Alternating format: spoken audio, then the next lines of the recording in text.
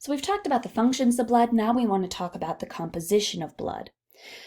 One of the major components of blood is going to be plasma. Plasma makes up about 55% of the total volume of blood.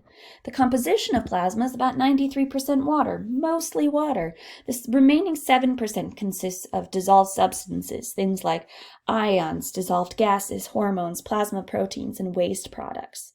The rest of blood is going to be what is known as formed elements. These are solids. They make up about 45% of blood, so less than half of the total blood volume is going to be solid elements. These are going to be things like the cellular components of blood, specifically platelets, white blood cells, and red blood cells. And so we're going to spend a little bit of time, but does anybody remember where are these going to be made? Specifically red blood cells, where are we going to find red blood cells being made? All of these formed elements are going to be made in the red bone marrow by stem cells. Platelets, white blood cells, red blood cells, all are going to be found in the red bone marrow of the skeletal system. So this diagram here just shows what that blood looks like, especially if you were going to use a centrifuge to help separate out those substances. To separate blood into its major components, it's going to be placed into a test tube with a substance that prevents coagulation and then spun around in a centrifuge. The centrifuge is going to separate things out based on their density or their total mass. So here is our whole blood goes in. We spin it down and we're going to actually see it start to separate. What we'll find in this upper layer is going to be plasma. It's going to be a clear to yellowish like substance. It's going to help balance water flow between blood and cells. And there are some general categories of the plasma proteins. There's albumins, which are found in there. They're going to be important for the blood's water balancing ability. Globulins are going to be transporting lipids and fat-soluble vitamins. This is one method that we can use to help transport nonpolar substances. Remember, we talked about how this is very important when looking at pharmaceuticals. Our blood is going to be mostly water, and so it's easiest to transport polar or water-soluble hydrophilic molecules in our bloodstream. However, the tricky part is going to be then getting that to diffuse across the plasma membrane and or breaking the blood-brain barrier.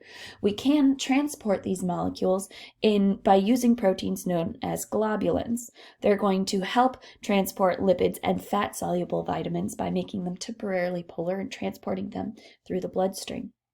Some of these globulins function as antibodies as well. And then also clotting proteins. A great example would be fibrinogen.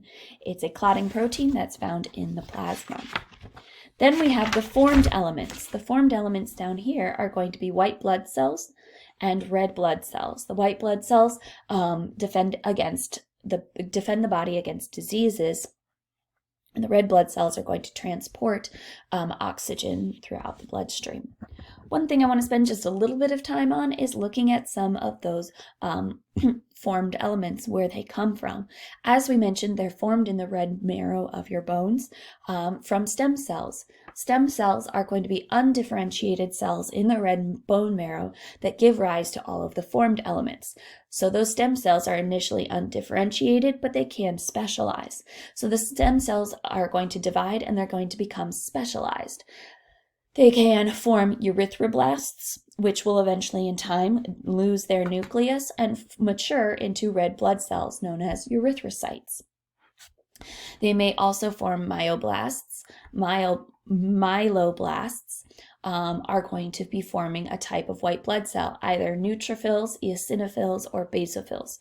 These belong to a category known as granulocytes based on their sort of granular appearance. Monoblasts can become monocytes.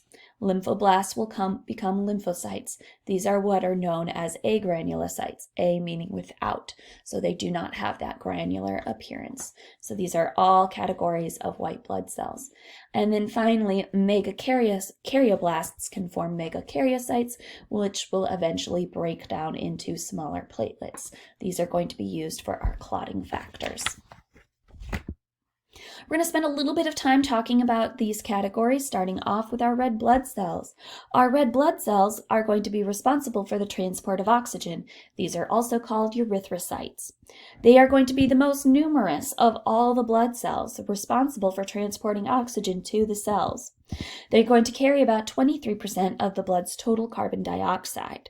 The rest of the carbon dioxide can be dissolved in the gaseous, or it can be dissolved in gaseous form in the plasma. Yes, sorry, lost my train of thought.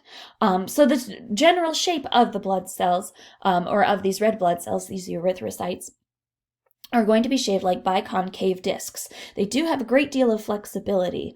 They have no nucleus when they mature, and they're going to contain hemoglobin. Hemoglobin is a protein that contains iron. That iron binds to oxygen. These red blood cells can live about 120 days and travel up to 62 miles in the bloodstream.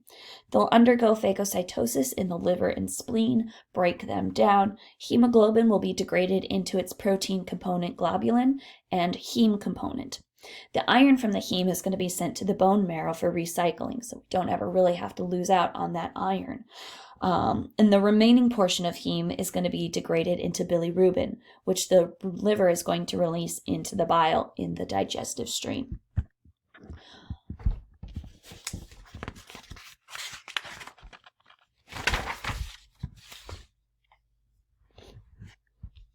Oh, one last thing I want to say about red blood cells. Oxyhemoglobin. There are two types of hemoglobin. Oxyhemoglobin is going to be bound with oxygen. Hemoglobin, I just want to point out, has a much greater affinity for carbon monoxide than for oxygen. Carbon monoxide is odorless and tasteless. It's a very insidious poison. The danger being that your blood cells will preferentially bind to carbon monoxide, thereby depriving your cells of oxygen. So even though you may be breathing in oxygen, if there's any amount of carbon monoxide in that mix, your blood cells are going to favor it and make it very difficult for your cells to receive the appropriate amount of oxygen that they need. Moving on to white blood cells. White blood cells are going to play a role primarily in defense against diseases. They're also called leukocytes, leuko meaning white, cyte being the root for cells. There are 5 different types, all with very specific functions, and I'm not going to break that down or make you go into the specific functions of each type of leukocyte. I just want you to know their general functions. General functions would be to remove waste, toxins, damaged, and abnormal cells from the bloodstream and help defend the body against disease. They can actually leave the circulatory system and move to the site of infection or tissue damage. Some of these are going to be capable of phagocytosis. Does anybody remember what that is? And if you don't, take a moment, go back to our discussion on cells in chapter 3 and specifically transport into and out of the cell membrane. Take a good look at phagocytosis. It's pretty interesting. I also encourage you to look up some videos on phagocytosis by white blood cells. There are a lot of great tutorial and information videos out there. There are also videos where you can actually see in real time a white blood cell chasing down bacteria to phagocytize it. It's pretty cool. Spend a little bit of time. I encourage you to find a live feed video not a live feed, a real-time video of that happening. It's pretty cool. Here's a diagram of what's going to happen, how this is going to work. So let's just say that we have a thorn that punctures the skin, bringing in with it bacteria. White blood cells are going to rush to the site. White blood cells can exit the capillary by squeezing between the cells of the vessel walls. Yeah, that's pretty cool. They're actually going to squeeze out between the cells that are lining the blood vessel.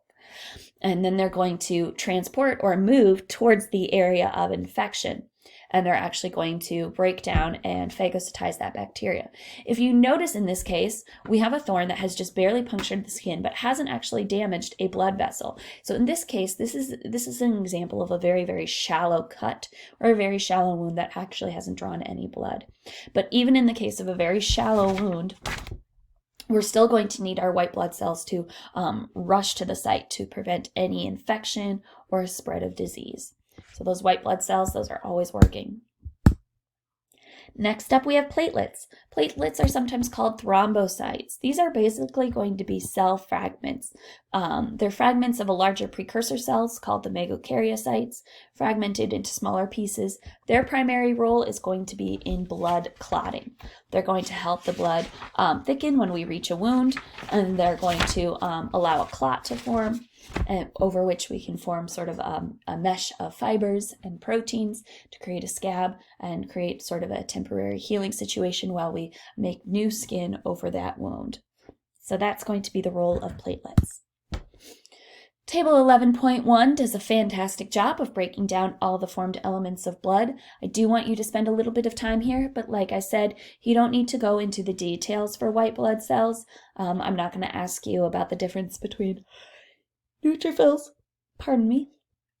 neutrophils, eosinophils, basophils, or anything like that. I just want you to know the general role and functions of white blood cells. And that's it for this section.